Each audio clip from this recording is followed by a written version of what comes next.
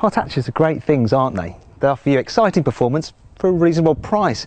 And here I've got three of the most exciting hot hatches currently on sale today. The Vauxhall Astra VXR, the Ford Focus ST and the Renault Sport Megane. I think I'm going to have some fun. Each car uses a 2-litre turbocharged petrol engine. However, their claimed performance figures do differ. The Ford has 247 brake horsepower and will do 0 to 62 miles an hour in 6.5 seconds. The Renault, on the other hand, has 262 brake horsepower and is half a second quicker to 62 miles an hour. The Vauxhall, though, is the most powerful, with 276 brake horsepower, and it can do 0 to 62 miles an hour in just 5.9 seconds, apparently. But what will happen if these cars meet at the traffic lights? Well, there's only one way to find out. Yes, it's time for the obligatory drag race. Needless to say, I've gone and given myself the Astra because it's the one with the most power. So in theory, I should win this race, but let's see what happens. I've got all the driver's aids off, so it's nice and fair. Let's get into first and let's go. Oh, come on!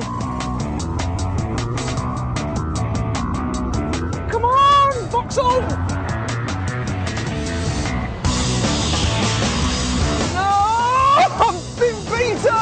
I couldn't quite believe the result, and so demanded a rerun.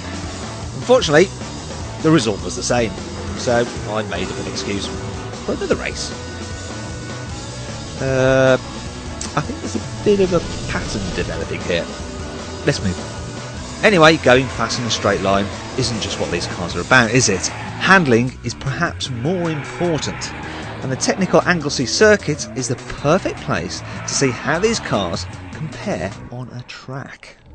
Driving the Focus on the circuit, it feels pretty loose and pretty playful, which means that if you want to chuck it around, it's well up for that, you can, and it's quite a lot of fun actually.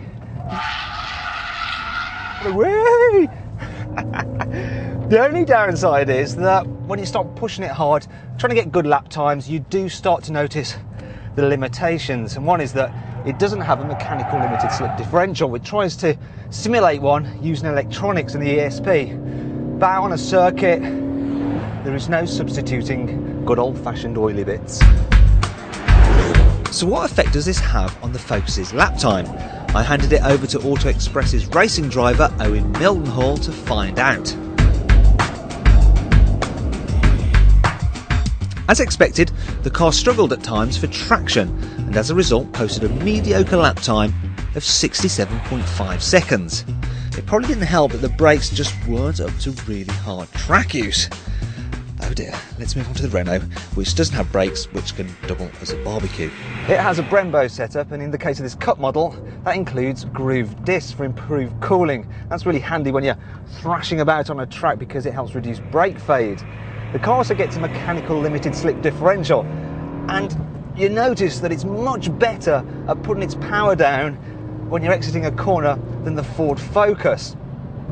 The car also gets lower and stiffer suspension, and that means that it feels a lot more planted, especially through high-speed corners and when there's rapid changes of direction. I mean, this does mean that it doesn't feel quite as playful as the Focus, but you know, it's still pretty agile, so if you want to muck about, you can do. Really though, Renault has designed the Megane 265 Cup as a track day hero, so fast lap times are what it's all about. And with Owen at the wheel, it posted a 66.4 second lap, which is significantly faster than the Focus STs. The first thing you notice when you get into the Astra is that it somehow manages to find even more grip than the Megane. Similar to the Renault, it has a mechanical limited slip differential, but it uses it to even greater effect. In fact, the front end on this car is absolutely incredible. It resists understeer better than any other front wheel drive car I've driven. And if you do go into a corner a little bit too hard, rather than backing off the throttle to tighten the nose, you just plant your right foot and somehow the front end just scrambles its way around. It's an absolute beast, this thing. But how will it perform in the hands of our racing driver? Well, let's find out.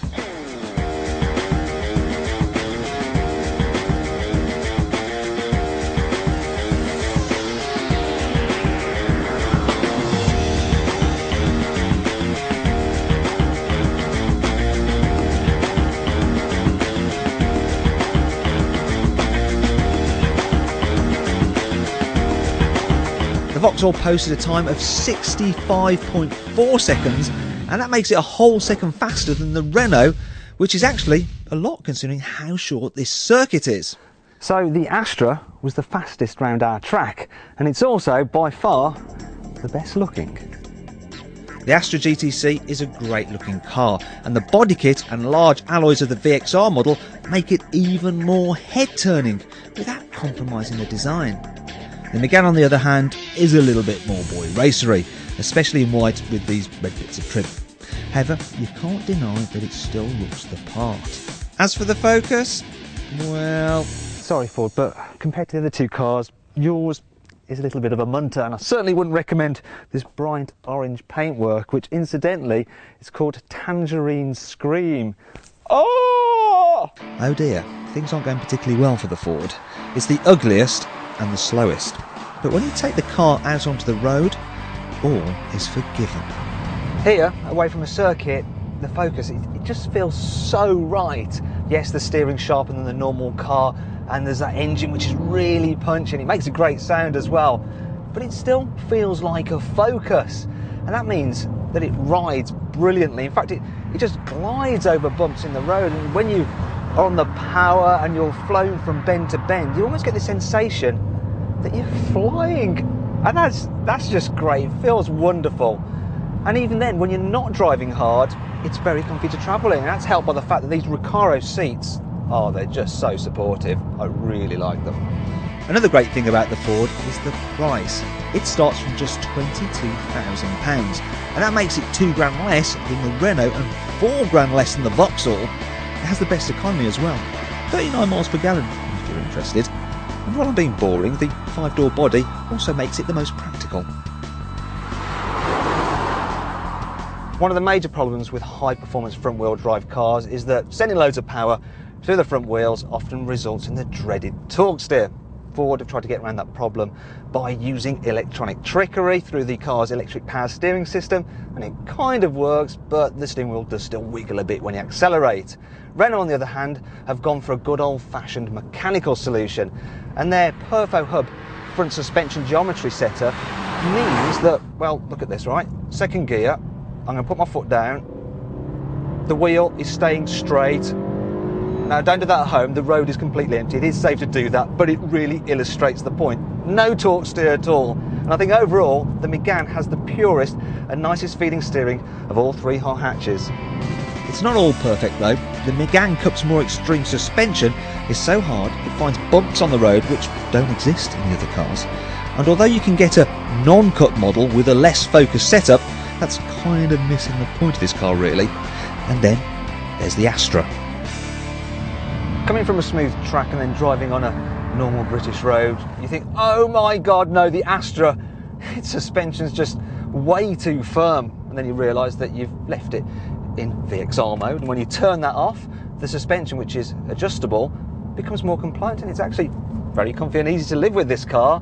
However, then you're free to notice some of its downsides, and one is the fact that the turbo engine, unlike the other two, it does actually suffer some turbo lag.